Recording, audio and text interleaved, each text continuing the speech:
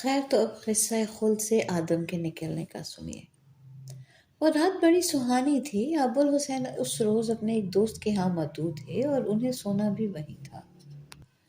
ہم نے مزے مزے سے 2.5 شلنگ والا سینما دیکھا اور زمیں دوز ریل پکڑ کر کوئنز وے اسٹیشن پر نکل آئے۔ بھوک لگ رہی تھی، کسی اور کھانے کا اس وقت تو سوال ہی نہ تھا۔ کوئنز وے کے کونے سے دمبی لے لی۔ کراچی میں ریو سینما کے آگے اور دیگر مقامات پر بھی آپ دیکھیں گے کہ بھینس کے موٹے قیمے کے شامی کباب ملنے والے یا تلنے والے بیٹھے رہتے ہیں۔ آپ پہنچے، انہوں نے ایک چھوٹی ڈبل روٹی یعنی بن کا پیٹ چاک کیا، اس میں ایک کباب ماں تھوڑے پیاز اور چٹنی کے رکھا اور آپ کو تھما دیا۔ یہاں خدا جانے اس کا کیا نام ہے، لندن میں ہو تو دمبی نام پائے، اور 2-2.5 روپے میں بکنے والی چیز خیر دمبی ہی ہے۔ وہ لے کے سامنے خود کار مشین میں 6 پینس ڈال کر دودھ کا ٹھنڈا گلاس برآمد کیا اور ایک ہاتھ میں یہ اور ایک ہاتھ میں وہ کچھ گنگناتے ہوئے سیٹھی بجاتے گھر کا رخ کیا۔ پاسبان دروازے کے باہر ہی کھڑا تھا۔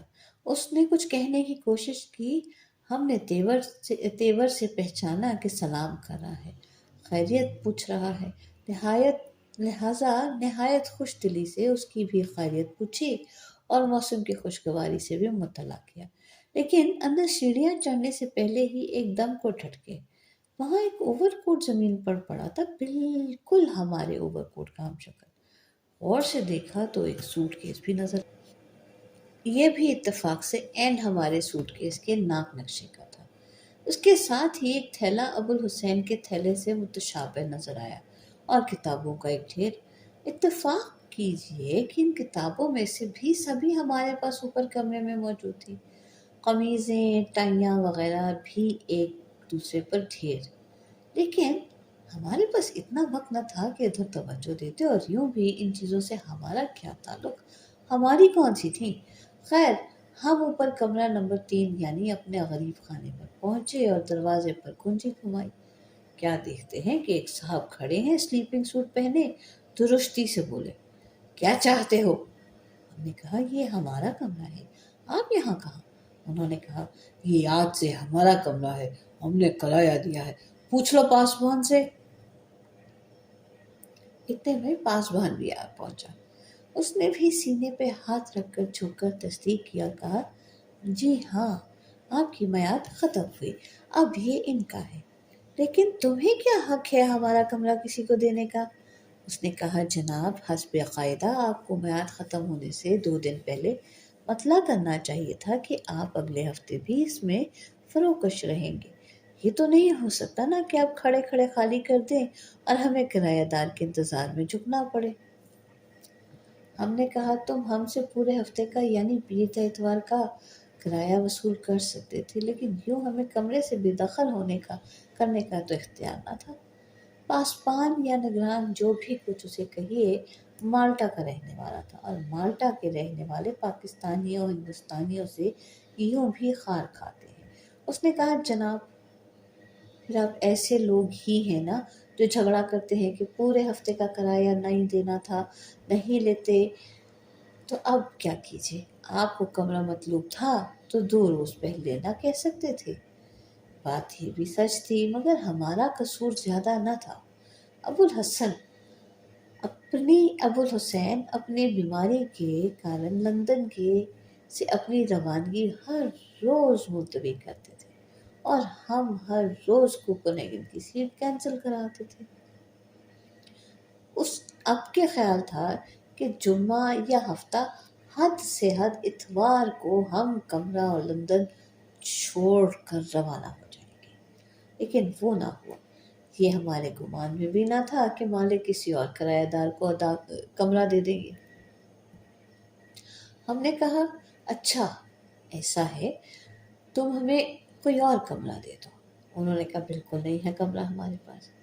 ہم نے بہترا کہا کہ بھائی ہم تمہارے پرانے اور مستقل گاہک ہیں، 4 ہفتے سے یہاں مقیم ہیں، ہم سے یہ بے رخی نہ بھی برتو تو اچھا، لیکن وہ خدا کا بندہ نہ پسپا۔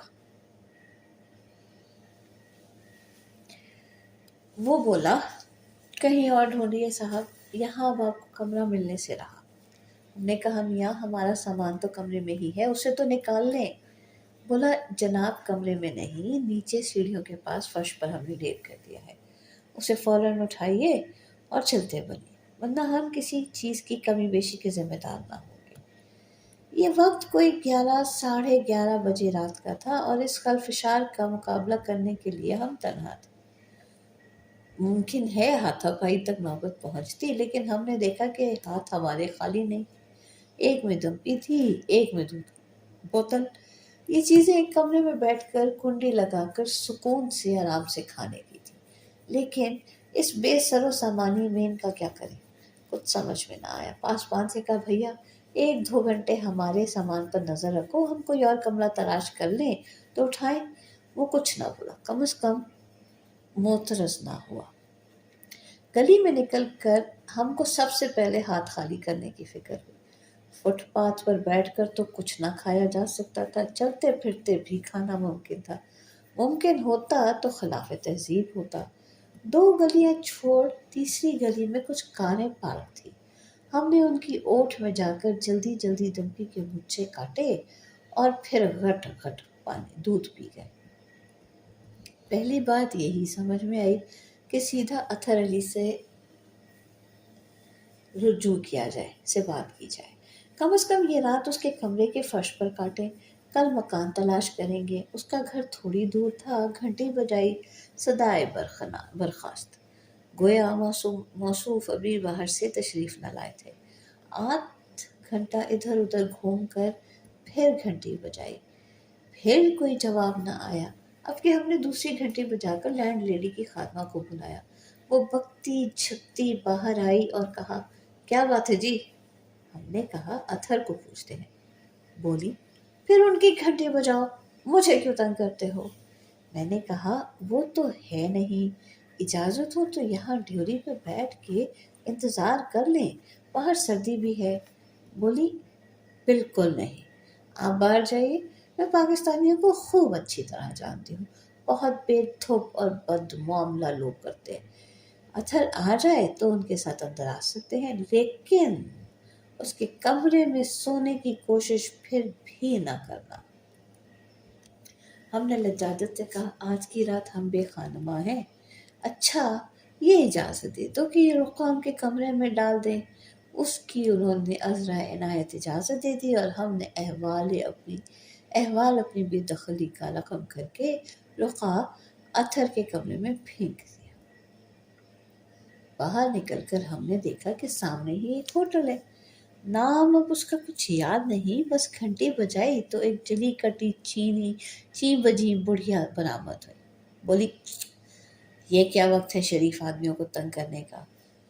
ہم نے عمر بھر کی عاجزی اپنے لہجے میں سمو کر کہا ہم اس وقت بے ٹھکانہ ہیں، آدھی رات کا عالم ہے، سمجھ میں نہیں آتا کہ کہاں سوئیں، پھر آخر آپ دولت مشترکہ کے آدمی ہیں۔ بولی میں نے کوئی ٹھیکہ لے رکھا ہے کیا؟